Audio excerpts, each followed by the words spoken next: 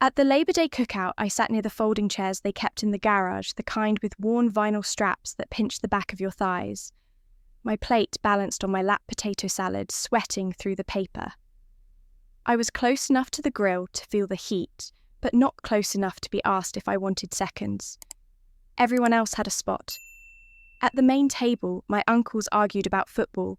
Cousins passed phones around laughing at someone's engagement photos. A slideshow played on the rented projector, Family Pride. There were baby pictures, graduation caps, a retirement party for my aunt's third husband. I wasn't in any of the slides. Someone asked my mum what I'd been up to. She didn't hesitate. "She's doing some tech thing in Washington," she said. Still single, though, she laughed like that explained everything. Nobody followed up. I looked down at my plate and picked at the corner of the napkin. The same brand they'd used when I was 12. Then the gate creaked open and everything stopped. A man in full military uniform walked into the yard, sharp creases, polished shoes. He scanned the crowd and came directly toward me. "Director Morgan," he said, standing at attention. "Ma'am, it's an honor. You're in charge." You could hear the wind hit the paper plates. My uncle's mouth stayed open mid-bite. My mum froze, one hand still holding a forkful of green bean casserole. I stood, slowly nodded, shook the man's hand. Not out of pride, just practice. I sat back down without a word. "My name is Claire Morgan. I'm the Deputy Director of Cybersecurity Operations at the US Department of Defense. My days revolve around classified briefings, risk escalation protocols, and leading a national task force that monitors threats most people will never hear about.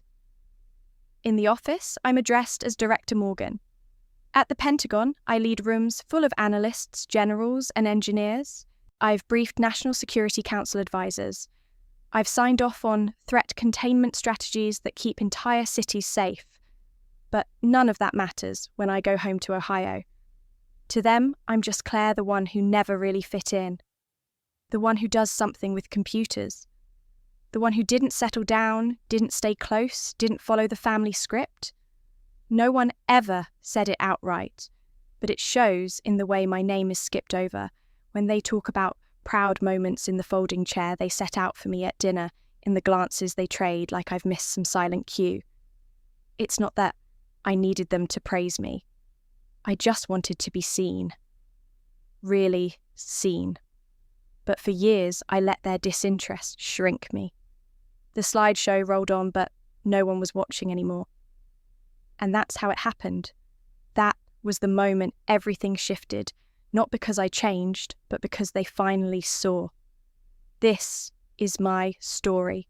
Let me show you how I got here. I hadn't planned to stay long. Just a quick drive up from DC, spend a few hours making small talk, maybe help clean up after dinner, then head back down I-70 before the traffic hit full volume. But then my mum had called 2 weeks ago and said, "It's Labor Day. You should come. Your cousins will be here. Family stuff." And that was the thing about her. She said it like an obligation, like brushing your teeth or paying taxes. So I came. The Morgan family cookout hadn't changed much since I left Ohio. Same fold-out tables, same mismatched chairs, pulled from basements and garages. The lawn was half mowed, the other half hidden under cornhole boards, and a kiddie pool no one had remembered to fill. Over the grill, Uncle Dean was telling someone how to really sear a steak, which from experience meant turning it into a hockey puck. Aunts refilled pitchers of sweet tea and dropped off covered dishes, labelled in cursive Judy's deviled eggs, Karen's famous beans. I found a seat under the string lights, the kind you buy in bulk and forget to take down until Halloween. My chair was near the speakers, playing country covers of 80s rock songs, and close enough to the back fence that no one had to squeeze past me. Nobody asked me where I'd been, even though I hadn't seen most of them since last year. I guess they assumed I was still in the city doing something with computers like always. Then came the slideshow. Cousin Natalie had made it her voice proud as she clicked through the remote. Family, pride. The opening slide read in Comic Sans over a red, white and blue background. Every cousin, every child, every parent seemed to get a turn. Photos of Sarah with her white coat, Tommy holding a fish the size of his torso, even baby Micah grinning next to a papier-mâché volcano. When Natalie clicked to the next slide, the frame stuttered, flickered, then landed on another photo. More smiles, more achievements. I wasn't in any of them. I looked at my mum, who was sitting near the cooler legs, crossed her eyes on the screen, but unreadable. Someone asked, did Claire send anything in? And my mum just waved her hand the way she always did when something wasn't worth explaining. Oh, I don't even know what she does, she said, half laughing. Something with wires and passwords. Laughter rippled through the group like it was a harmless joke. But it wasn't harmless. It never really was. I stayed quiet. I always did. There was something about speaking up that felt too risky, like if I corrected them, they'd just smile harder, nod slower, make me feel even smaller, for thinking it mattered. So instead, I smiled back, folded my hands in my lap, took a sip of lukewarm lemonade from a plastic cup that still smelled faintly of garlic from last year's potato salad.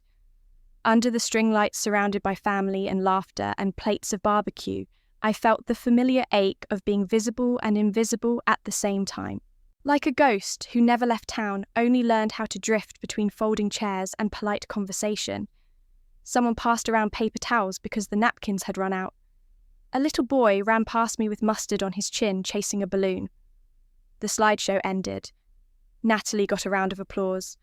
My mum clapped too, but not for me. And that was just the beginning.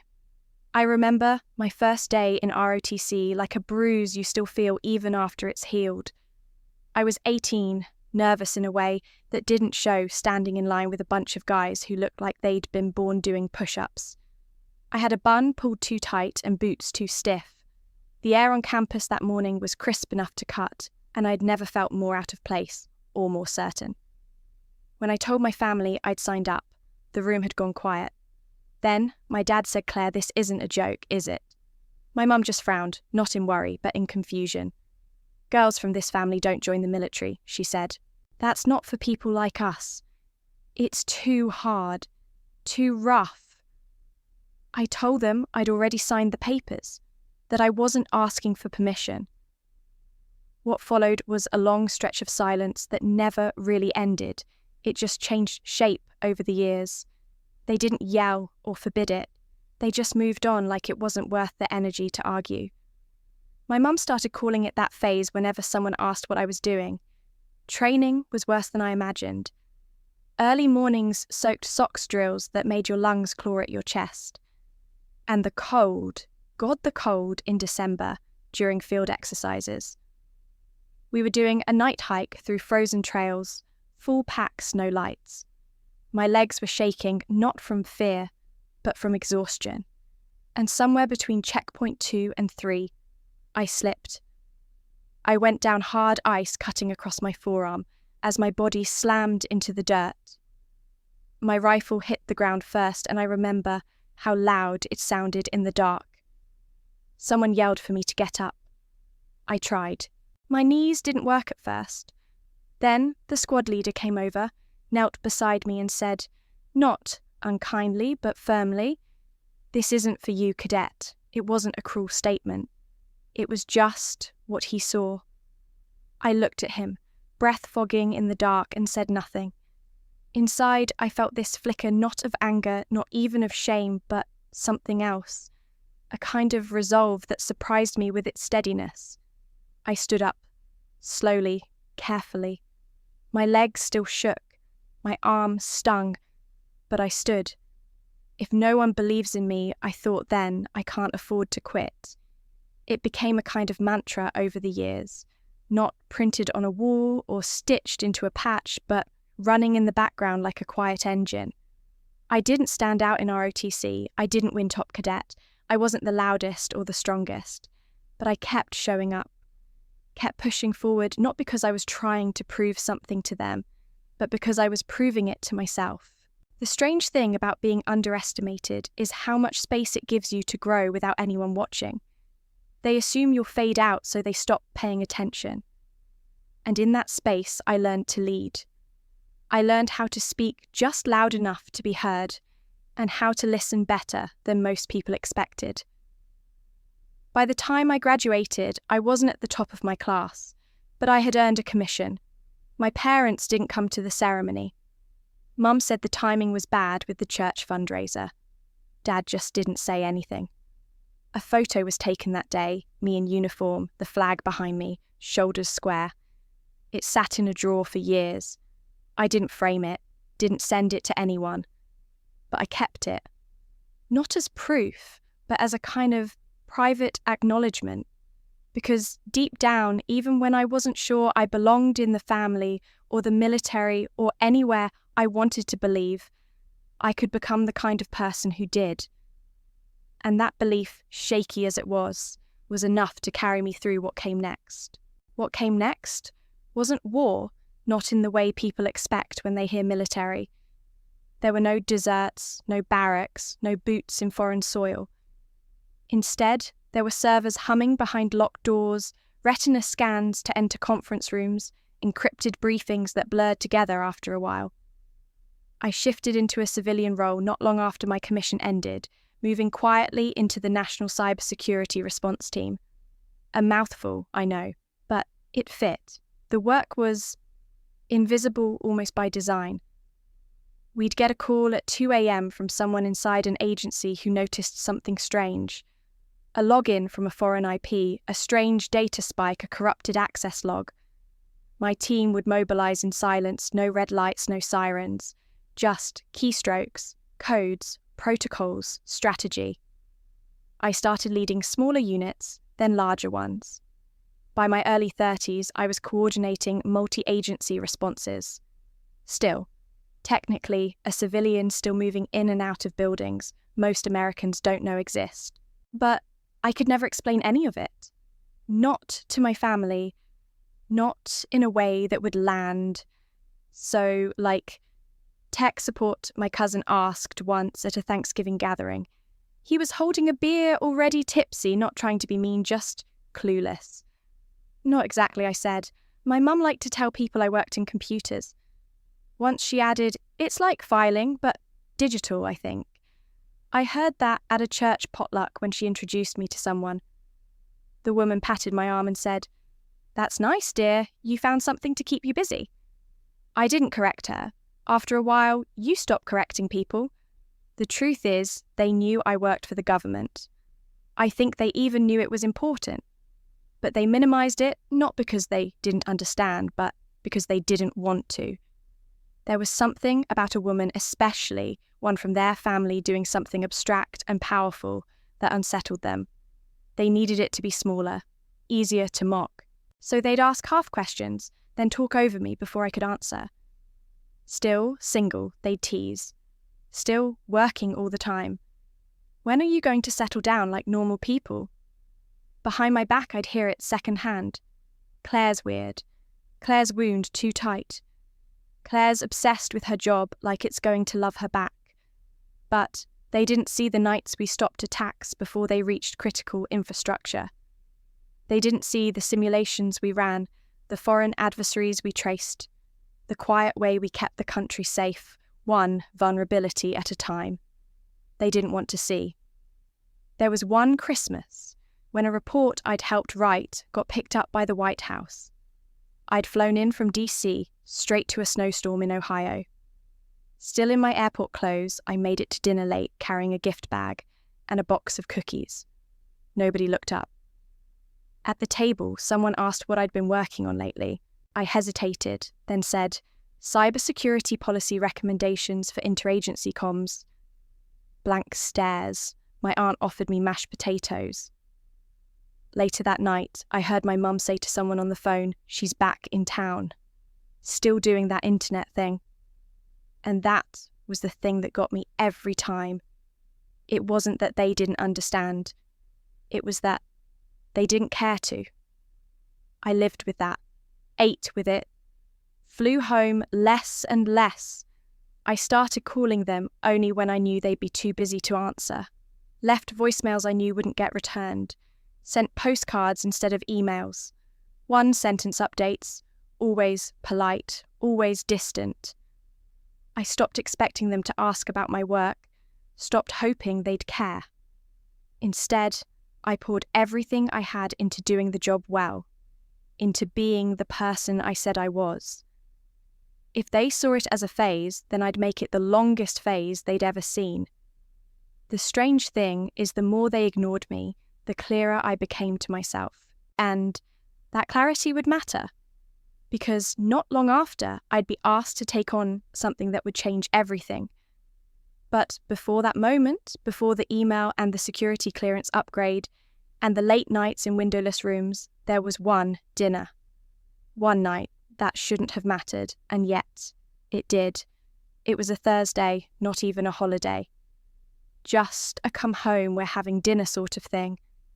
I'd driven in from DC the night before, exhausted, my bag still in the trunk. My mother had cooked roast chicken, scalloped potatoes, something with canned green beans. I arrived a few minutes late. Everyone was already seated and all the good chairs were taken. You know, the kind solid wood with enough cushion not to leave an imprint. My seat was a folding one pulled from the basement, wedged between the recycling bin and the back door, where cold air seeped in through a crooked frame. I smiled anyway. Set down my purse, shrugged off my coat. I didn't complain. I never did. There wasn't a place card with my name. No one had saved me a spot. My plate was already out, but I noticed it looked identical to the one in front of the guy seated next to me, someone's +1, I think, visiting from out of town. When the food got passed around, the plates got switched somehow, and I ended up eating the wrong stuffing. He didn't notice. No one did. At one point, my uncle asked how work was. It was the first time anyone had brought it up all evening. Before I could answer, my mother leaned in and said, "She does something with the government, some kind of internet job." Then she smiled, like she'd said something cute, and added, "But nobody really takes that seriously." The table chuckled. Not meanly, just dismissively. Like what I did was a curious quirk, like collecting vintage postcards or memorizing trivia. I didn't correct her. I didn't roll my eyes or launch into an explanation of what federal cybersecurity response actually involves.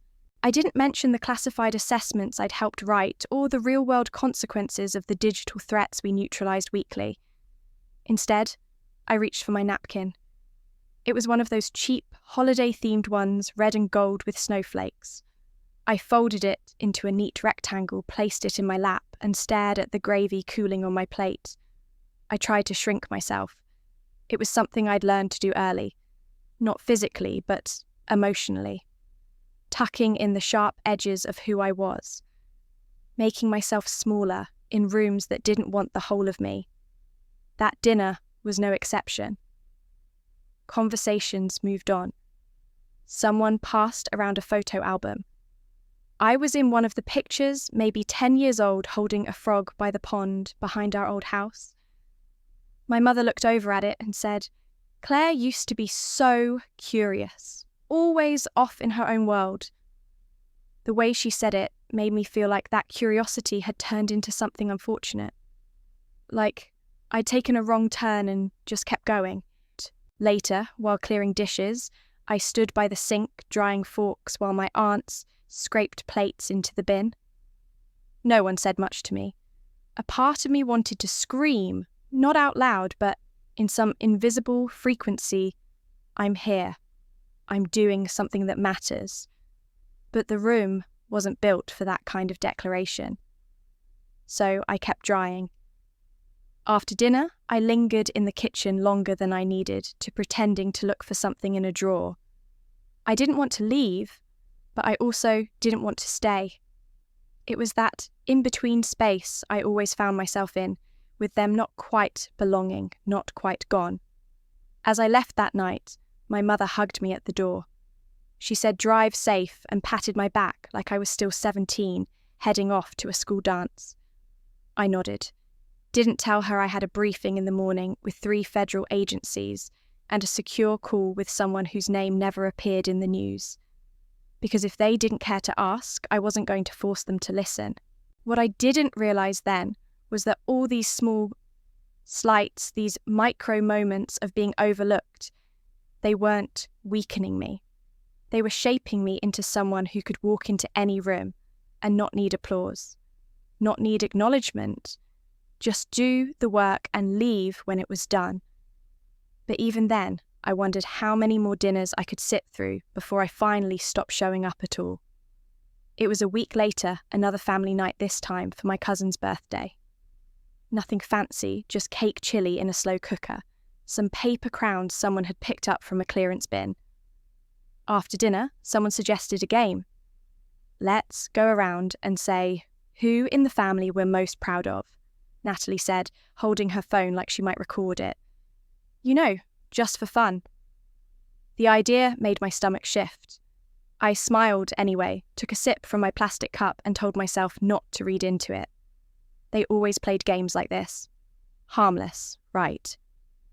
The first few answers were easy. Aunt Lisa said she was proud of Tommy for getting into grad school, even though he'd changed his major 3 times. Uncle Dean said Sarah because nursing was a noble job and not everyone can deal with blood. There were claps, laughs, more stories. Someone even mentioned baby Micah for remembering the entire alphabet backwards. My name didn't come up. I sat there, hands folded in my lap, watching people light up as they talked about everyone else. I wasn't jealous. It was something quieter, something hollow, like being on the other side of soundproof glass, watching the party, but not really part of it. Then, my mum unprompted lifted her voice above the chatter. You know, she said, being proud of someone doesn't mean just wandering off and pretending to be something. There was a pause. Not a full silence, just a shift in the air. A quiet enough to register that something had landed wrong. I didn't look at her, just stared at the cake crumbs on my plate, but my voice came out soft and steady. I didn't tell you because I knew you didn't want to believe it. She turned toward me, still smiling, but her tone sharper now. Believe what that you're off saving the world from behind a keyboard. Please. I kept my gaze down. I never asked you to believe that. I just asked you to believe in me. She laughed, but it wasn't a real laugh. More like a bark. Who'd want a grown daughter like that, she said. Loud enough that even the cousins on the porch heard. No one spoke. Not one voice broke the silence. Not even the ones who usually jumped in to change the subject or deflect with a joke. It was like the whole room went still, like the volume dropped, but no one pressed pause. I didn't cry. That was the one thing I taught myself never to do in front of them. Instead, I picked up my cup and set it down again. Adjusted the edge of my sweater like it mattered. Looked up finally, and saw their faces blank, uncomfortable, politely turned away. Not one person said, that wasn't fair. Not one said Claire's done something worth being proud of. Not even, let's just move on. Nothing. It was the absence that burned more than her words. In that moment, I felt like furniture, something useful to have around, but never really noticed, unless it was in the way. I wanted to vanish, but I stayed. Not for them, for me, because walking out would have felt too much like surrender, and I hadn't spent the last 15 years working in shadows and silence just to disappear now. The party moved on eventually. Someone made a toast. Someone else told a joke about the birthday candles. Laughter filled the room again, but it flowed around me, not through. Later that night, in the guest room, I lay on the pull-out couch staring at the ceiling, the springs creaking with every breath. I replayed it, her voice, her face, the silence that followed, not to torture myself, but to mark it. This was the moment I'd stopped trying to prove myself to people who refused to see, because no matter how much I accomplished, no matter how many threats I neutralized or reports I authored or midnight calls I took, I would always be that same little girl at the edge of the family photo, half out of frame. I turned off the lamp and whispered, let them look away. I know what I've built. But knowing and feeling are two different things. And the next day, something happened that made all the years I'd spent holding myself together feel like they'd never been enough. It was Sunday, the last full day before I'd head back to DC. Everyone gathered in the living room after lunch. My cousin had hooked up his laptop to the projector to show some vacation photos. Niagara Falls, a blurry dolphin show in Florida, his daughter dressed as a ladybug for Halloween. People laughed, passed popcorn, half-watched while scrolling through their phones. Then he clicked on a folder labelled Claire's speech, clearly not meant for sharing. I didn't even realise what it was until I heard my own voice fill the room. The audio wasn't great, but it was enough. It was a clip from an internal Pentagon briefing I'd given 2 months earlier, closed session, no media clearance required to even enter the room. I'd sent it once to him by accident while trying to share a photo of my dog. Apparently, he'd downloaded it and forgotten about it. But now, there it was on full-screen me in uniform, standing at a podium, the seal of the Department of Defense behind me. I was outlining the National Cyber Readiness Framework, breaking down risk assessment tiers. Calm, direct, fully in command. For a moment, no one said anything. The room actually froze. Even the kids fell silent. My mother stood by the bookcase, arms crossed. Then she walked over and clicked the projector off. Just like that. Lights back up, image gone.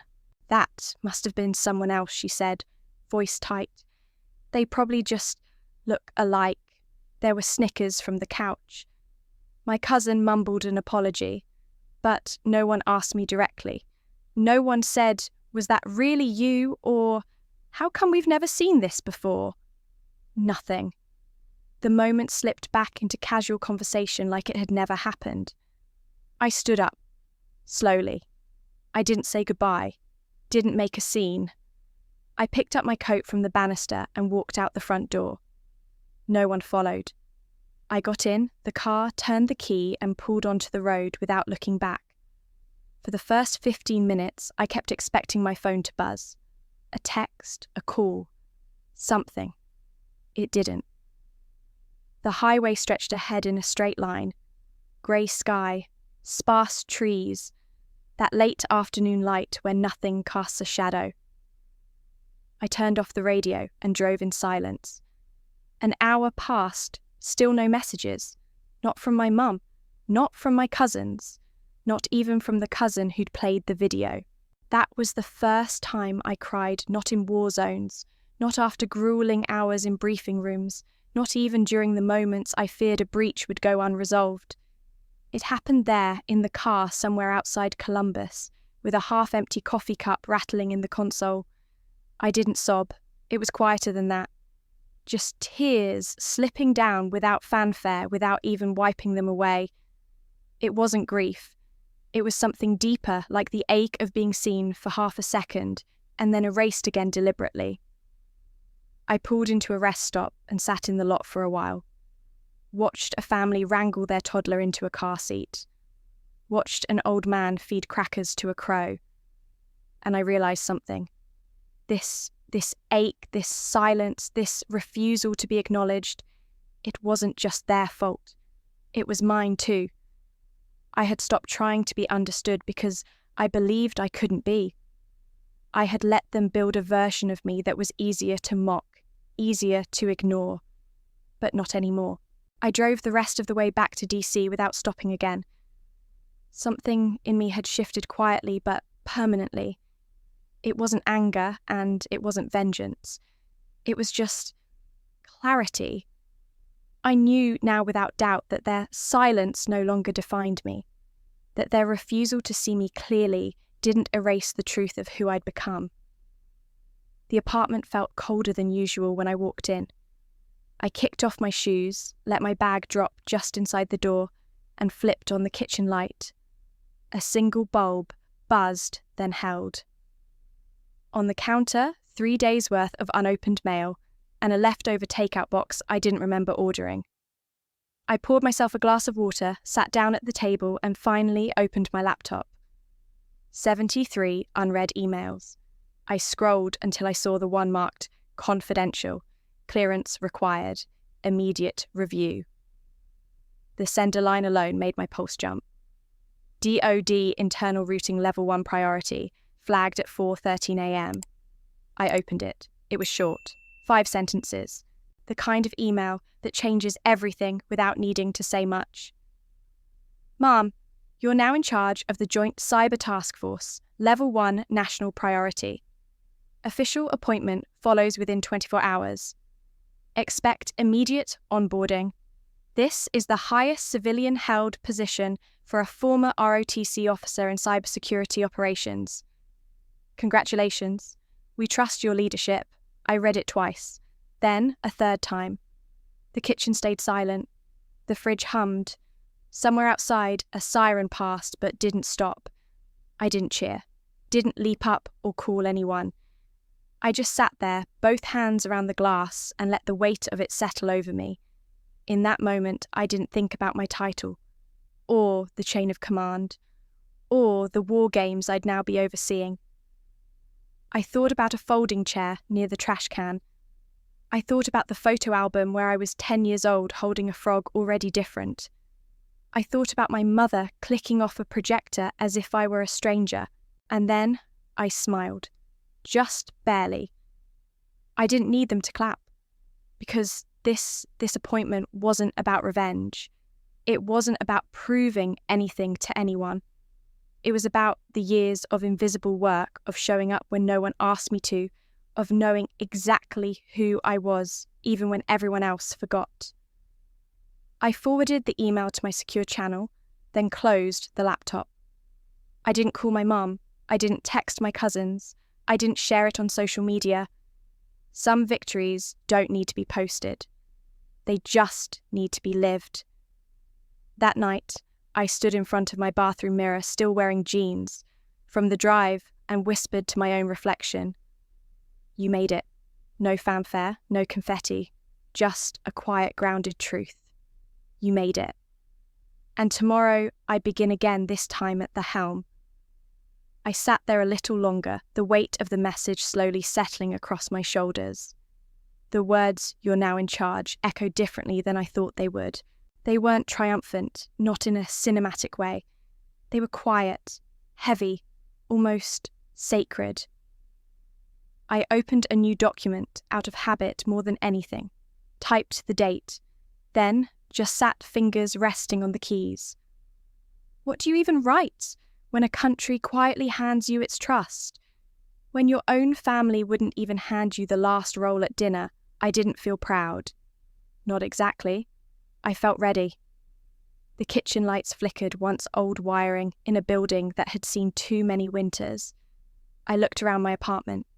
The stack of case files on the coffee table, the framed certificate half hung on the wall, the mug with a crack in it that I still used because it fit my hand just right. Everything about my life looked small, but it had built something enormous. And even though I knew better, a part of me still imagined picking up the phone and calling home.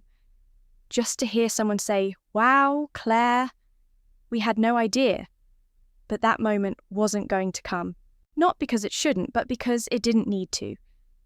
I opened my encrypted work line, ran a secure confirmation, and replied to the appointment email with one word, "Received." No exclamation mark, no flourish.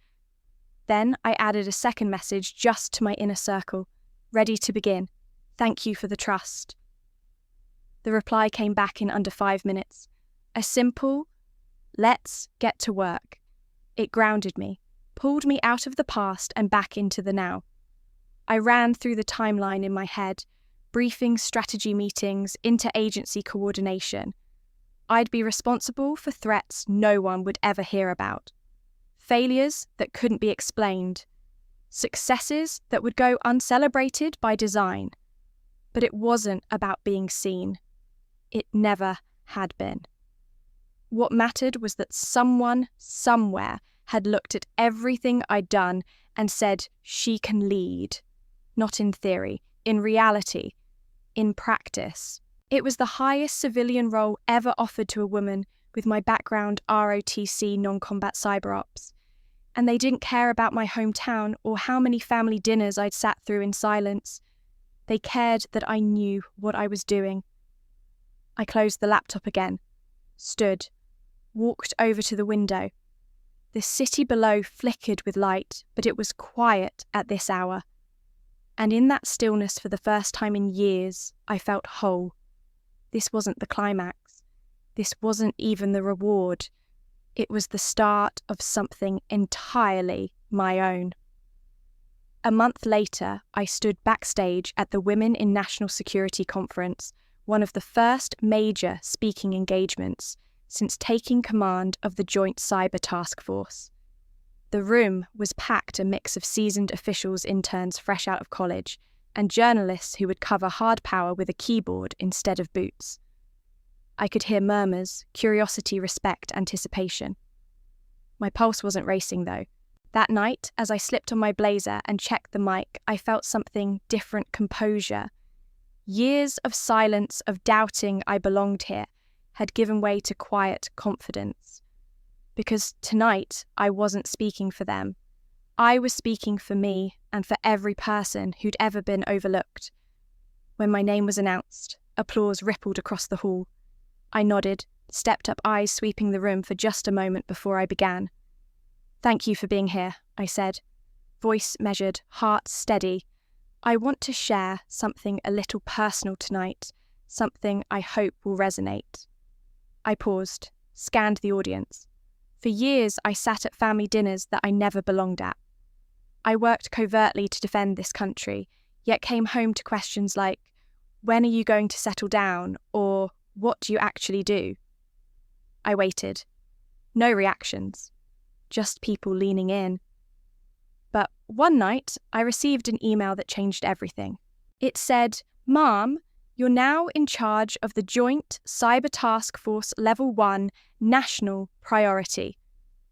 I saw a few heads nod. People understood the gravity. I didn't blast it on social media. I didn't demand validation. I just realized something: there are people in this world who will see you, who will trust you with more than you ever thought you deserved. I paused, let the idea hang there. Then I added, "Don't let your family's silence drown out your own voice." I could feel weight pressing into those words, years of silence, erased moments, hidden victories. But here in this room, they landed. Later, during Q&A, a young woman stood at the mic. "Thank you for your words," she said, voice tight. "You inspired me to pursue cybersecurity. I was scared my own parents wouldn't support me, but after hearing you, I think I can try." I recognized that reaction, that fragile hope trembling just under the surface. Afterward, she emailed me, "Dear Director Morgan, I'm starting college in the fall with ROTC and a cybersecurity major. Thank you. Your talk changed me. Sincerely, Emily." I sat at my desk and stared at her words. A knock on the door. My deputy poked her head in, smiling. "That was a strong message tonight. You're making waves." I leaned back. The evening light slanted across my office. I thought of the folding chair by the garbage bin, the projector turned off. The silences that echoed louder than any praise. And I realized this: it didn't matter that my family couldn't see me. Because someone else had. Someone who cared. Someone who listened. Someone who could now follow because I spoke my truth. I closed the email and stood walking to the window overlooking the Potomac. The city light stretched behind me, a reminder that this wasn't just my journey. It was part of something bigger. And for the first time, I could truly say I belonged. But it was more than just belonging. It was resonance. That night after the conference, I returned to my apartment and opened my inbox expecting logistics follow-ups, maybe a note from a colleague. Instead, I found over 30 messages, most from women I had never met. Some were brief thank you. Others were long, detailing years of being overlooked, underestimated, told they were too intense or not practical. One wrote, "You gave me permission to stop apologizing." I read each one slowly, like a handwritten letter from another time. I imagined their faces, some older than me, some just out of high school, all of them fighting their own invisible battles. And I realized this wasn't just about my story. It was about something far bigger, about how women in spaces like mine had been taught to be useful, but quiet, effective, but unremarkable, present, but forgettable. I replied to as many as I could, not with big speeches, just honest words. Keep going, you're not alone. You deserve to be in the room. 2 days later, I was invited to join a policy roundtable on recruitment for underrepresented groups in national security. It wasn't glamorous, just a long table, a pot of stale coffee, a few staffers in navy suits, but for once, the conversation didn't orbit the usual talking points. We spoke about gatekeeping, about unacknowledged labour, about what happens when someone's story is never told because no one ever asks. I found myself sharing stories I hadn't planned to, like the day in training when my superior told me I wasn't cut out for this, or the times I'd briefed entire agencies and been mistaken for the assistant. These weren't just anecdotes, they were patterns. Patterns that silenced people like me long before we ever had a chance to speak. Afterward, someone from Homeland Security approached me and said, "You should keep telling your story. Not just for them, for us, too." It was the first time I felt like my personal wounds could be used to build something better, that my silence, once protective, was no longer necessary. That weekend, I started sketching out ideas for a mentorship program. Nothing official, just a pilot. A few trusted colleagues, some early career women, and a quiet place to talk freely. I called it the unnamed room because for years I'd been in spaces where I didn't know what to call myself or what I was allowed to be. The world was listening now, and even if my family never joined that chorus, I had found an audience who didn't need me to shrink. That was the true shift, not the promotion, not the stage, not the applause. It was the moment I understood that my voice didn't need their validation to be valuable. It had always been enough. I came home for Veterans Day, the first time I'd stepped into my hometown's community hall since taking command. The building smelled of old coffee and wood-polished scattered tables, draped in red and navy cloth, and flags standing guard at every corner. My uniform this time, my civilian dress with insignia from the Department of Defense, felt heavy but right. I slipped into a seat near the back. My mother and uncle had arrived early, chatting about the colour of the flags. I offered a smile. My mother nodded with that same half-recognition I'd seen so many times before. The ceremony began fife and drum, a prayer, local veterans sharing stories. I watched faces in the audience, many my age, some older, all nodding respectfully. Everyone waited for the moment they could stand when their name was called.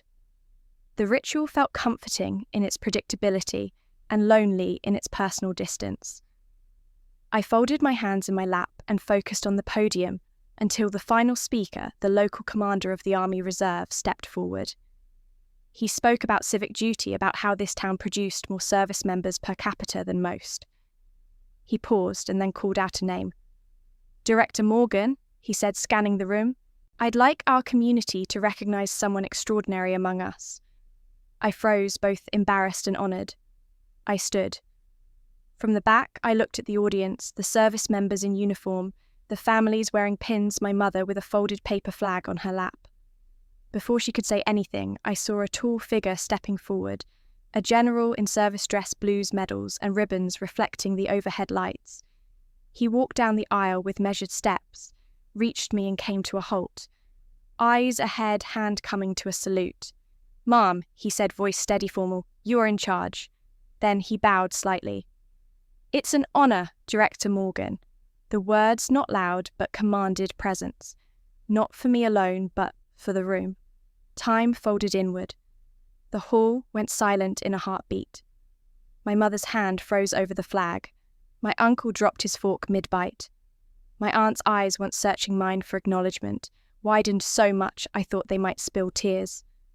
I looked around. Not disbelief, but recognition, respect, finally. I held the general's gaze steady firm and returned the salute. It felt like claiming a birthright I never knew I had. I said, "Thank you, sir." Nothing more. I didn't want to break that moment with words. When we lowered our hands, a hum spread through the room, soft applause growing. I stepped aside and returned to my seat as the ceremony concluded. People shook hands. Veterans came by. Some I hadn't seen since middle school pressed on my shoulder and said congrats, like we'd always been colleagues in some unspoken pact. My mother didn't come forward. But later, as we walked out into the crisp fall air, she stood beside me, not touching, just there, and said, "You did good." It wasn't much, but hearing it felt like a small absolution. In the car later, I looked through the windshield at the streetlights. I thought about every dinner where I'd been unseen, every joke I'd swallowed, every year I'd held my tongue. All of it brought me here to this salute, this validation, this quiet reckoning in front of a hometown crowd. That night, I realized something: these moments don't erase the past. They redefine it. They layer a truth over every whisper that ever made me doubt. That words like director from someone like a general will echo louder than any neglect. At home afterward, I found an email waiting from Emily, the student who'd emailed me after my conference talk. She wrote, "I saw your photo at the ceremony. That's so me in 5 years." I typed back, "Then I'll see you there." I let the quiet settle again, because in that silence I knew it wasn't over. It was just another beginning. And if that general's salute didn't change everything, it at least changed me here in the place I was once overlooked. I stayed seated as the ceremony resumed, composed, my hands resting lightly in my lap. No triumphant clapping. No standing again. I didn't need to display my pride. The room itself had shifted. The silence that replaced the applause spoke louder than any cheers ever could. My mother sat beside me, her posture stiff, her gaze fixed on my uniform. I caught her eye once, and her expression held neither scorn nor pity, just something new: acknowledgment. It wasn't proud, but it wasn't dismissive either. And for the first time, I didn't flinch. When the ceremony wrapped up, we filed out slowly under the fluorescent lights that had guided us in. No one came to shake my hand. No one pressed their congratulations too enthusiastically. They didn't have to. A respectful nod, an unspoken respect passed through the air, just enough. That car ride home felt heavy, with new weights. Not burden, but gravity, a kind I'd never felt before, one that didn't pull me down, but held me steady. My mother didn't speak until we were halfway through the familiar streets, the town slowing under the early evening sky. "Well," she said quietly, "he said you're in charge." I glanced at her, then my face lit by the dashboard glow. He did. No more conversation followed, but I could feel something shift between us, an electric, delicate gap being bridged. A door not fully open, but no longer firmly closed. Inside the house, things seemed normal. The same clatter of dishes in the kitchen, the same hum of the refrigerator. Yet I noticed the subtle changes. My name was used, spoken straight, without hesitation. My uncle called me Director Claire when he raised a glass. His tone wasn't mocking. It was different, careful, even respectful. Dinner felt easier. I sat at the head of the table, an unspoken choice made by everyone. No one announced it, but I noticed the folding chair moved to make space. No one asked me to explain again what I did in DC. Instead, they asked how I was doing. Just that. My mother caught my eye across the table as I laughed at something my cousin said. She didn't smile broadly, but her eyes softened. And later, when I passed by with an empty plate, she murmured, "You were steady tonight." The words were small, but they carried more weight than any loud declaration. I nodded and moved on. No need to elaborate. We both knew the sentence stretched far wider than what was said. Later, after bedtime and softened lights, I sat in my childhood bedroom. I touched the back of an old photo of me at 13, dressed in an ROTC uniform, hopeful, determined. That same photograph had been released at the ceremony, but never mentioned aloud. Now, everything it represented felt sheltered. and strong. I paused, thinking about all the times I'd worn my uniform and come home to jokes I never answered.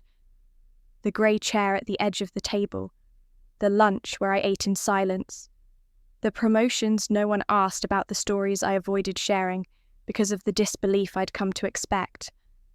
And yet here we were, still not perfect, not fully healed, but shifting. I closed my eyes and let the memory of that salute return the general's voice, the echo in the silence, the collective pause in the hall. That moment didn't erase years of being undercut or ignored, but it changed the meaning of them. Gave those memories a context of triumph, not just endurance. I stood up and crossed the room to the mirror. My reflection showed a woman in uniform, strong and certain. I touched the insignia lightly. No pride or arrogance, just recognition. A validation that felt earned, hard-won and true. The next morning back in DC, I pinned on my lapel, not for any ceremony, but just because I could. I carried the echo of last night with me into the office and into meetings where the work didn't come with lights or speeches. There, the echo mattered too, because recognition is what quietly enables. That evening, I walked in through the front door, the one I'd passed hundreds of times, usually feeling like a visitor. But tonight, something felt different. The kitchen light was on. My mother was behind the counter, humming softly as she arranged dishes. When I reached the table, I noticed there wasn't just the usual setting for my parents, but a third place. Right next to mine, an empty plate and a clean napkin. No flourish, no announcement, just the simple addition of a chair and another setting. An invitation. My chest tightened in a mix of relief and realization. I paused, watching the two of them move in easy rhythm. The chair pulled out slightly as if awaiting someone. The intention was unmistakable. Come, sit, we see you. I felt tears rise, but I swallowed them. I didn't need to cry, just to know that after years of incidental exclusion, there was a place carved out for me. Mum caught my eye from the stove. She said nothing at first, but her shoulders lifted in a small nod. I nodded back. I heard my father's footsteps come in the rustle of his coat dropping over the chair next to mine. When we all sat down, nothing dramatic happened. We did not have speeches. We did not exchange rehearsed lines. We simply passed mashed potatoes and talked about work, about the weather. Not the badges I wore, not the medals I carried, just quiet family dinner. For a long while, I didn't speak much. I let the normalcy spread around the table, anchoring me. When my mum handed me the butter, I said, "Thank you." My father added, "I'm proud of you." No qualifiers, no tone of pity. The words landed differently than they ever could have on a stage. They were simple, direct, immediate. Acknowledgement without fanfare. From there, each moment, built on the silence that night, the way they listened when I told them about a project in DC, the way my father didn't interrupt or cast doubt, the way my mum stored an extra of everything at the table, as if she'd been practicing without knowing. When dessert came apple pie, my favourite, they stopped the conversation for a heartbeat. I looked around, expecting someone to joke to change the mood. But they just sat quietly, spoons paused in midair. It wasn't awkward, it was respectful. I realised then, this extra chair, this simple gesture was more powerful than any ceremony. It meant that finally, I belonged. Not for what I did or where I'd gone, but for who I was.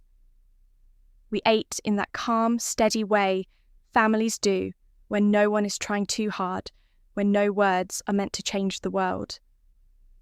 They were enough because they were mine, because I was theirs. Afterward, I helped clear the table. I stacked plates and wiped the counters. My mother stood behind me, folding the tablecloth.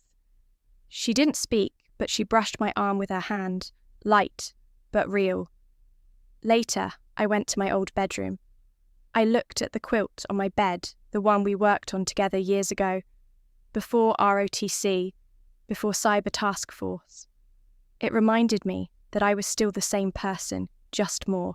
I lay down thinking of all the times I sat at that table without a seat. The jokes about my civilian ROTC job, the dip in tone when I talked about cyber assignments, the way I always laughed even when I felt crushed. Tonight was different. Tonight, they didn't ask me to shrink. They didn't pretend I wasn't there. That chair had said what words never would. I closed my eyes, feeling a quiet strength settle in. Not because they saw me for everything I'd done, but because they were ready to see me simply for me. My place at the table was no longer about proving or waiting. It was just real, and that made all the difference. Back in DC, the following week, I walked into the office before sunrise, the city lights still fading. An upbeat energy had returned to the Cyber Response Center since I'd taken command. The team was reviewing yesterday's exercise results. As I passed by the door, Jane, a new analyst with fresh university enthusiasm, peeked out and called Director Morgan. I smiled. Yes! She hesitated, glancing at the photo I keep by my desk, a candid from home me at that kitchen table. Then she asked quietly, "Are you going home again soon?" Her voice sounded casual, but I felt the question weigh heavily, an assumption that I still needed family permission or proof to belong.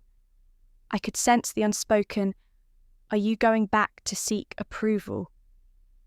I looked at my badge hanging around my neck, the Department of Defense seal shining in the overhead lights. I realized how far I'd come and how little I needed to prove even at home. I said, I don't need them to believe in me. I need to stop doubting myself.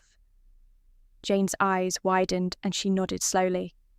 We both understood believing in yourself matters more than waiting for someone else's belief. She offered me a folder and said, "Let's get back to work, Mom." Later that evening, after debriefings and briefings, I walked into my apartment, a small one-bedroom overlooking the Potomac. I switched on a lamp glowing softly and set down my bag. I reached for my ID badge from the command and clipped it by the mirror. The light from the lamp and the glint of the badge mingled and cast a warm circle on the wall.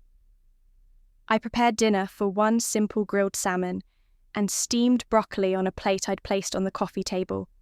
No family, no audience, just me, my work, and this quiet apartment. It smelled faintly of pine-scented cleaner. I ate under the glow of the lamp with my badge's reflection in the window behind the couch. For the first time, I didn't feel small or unnoticed. The badge wasn't just a credential, it was a reflection of hard-earned change, the kind that echoes through corridors of power, rather than only in family gatherings. I thought back to the years of felt absence. Those Labor Day dinners the ROTC doubts the forgotten chairs. Those moments aren't erased. They still shape me, but they no longer define me. I finished my meal, washed the dishes, and sat on the couch, my feet tucked beneath me. I watched the city lights shimmer, traffic flowing below. I thought of Jane's question, and my answer. I realized it wasn't about homecoming. I'd already found home in myself. I'm not the overlooked kid anymore. I'm the leader of a national task force charged with protecting the country's digital backbone. I've spoken at conferences. I've been saluted by generals. But most importantly, I no longer live in the shadow of doubt. I leaned back, closed my eyes, and breathed in the stillness. This glowing lamp, empty table badge shining softly is proof enough. I belong here and now, not for anyone else. For me. If you're hearing this and carrying that same ache of feeling unseen, unheard, underestimated, you are not alone. Healing isn't a grand gesture. It's the quiet choices you make each day, choosing to speak up to. Walk into your own spotlight, trusting that your worth isn't tied to someone else's validation. In today's world, so many of us are rediscovering ourselves through small acts, sharing our truths, setting boundaries, choosing self-respect over approval. You might start with lighting one lamp in your room, literally or metaphorically, letting it glow long enough for your voice to fill the space. Because what I've learned is that recognition doesn't have to come from applause. It can come from the hush when someone finally stops judging from that seat nobody gave you, so you place it there yourself.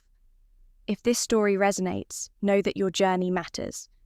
Your quiet victories, your moments of standing firm, they count. If you want to join a community that understands the quiet power of healing, of rebuilding confidence, one small step at a time, I'd love for you to subscribe. We'll walk this path together. Real stories, no fanfare, just honesty and support. Thank you for listening. You are seen. You are enough.